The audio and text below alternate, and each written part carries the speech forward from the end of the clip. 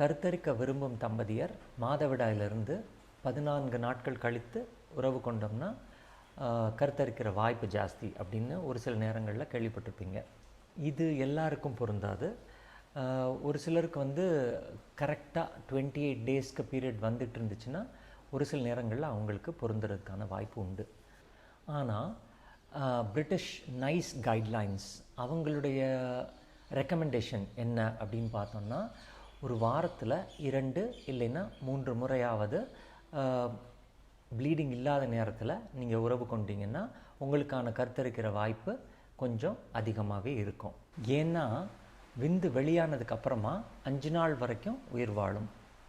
ஆனால் முட்டை ஓவிலேஷன் ஆனதுக்கு அப்புறமா பார்த்தீங்கன்னா ஒன்லி 12 to 24 hours மட்டும்தான் உயிர் வாழ முடியும்.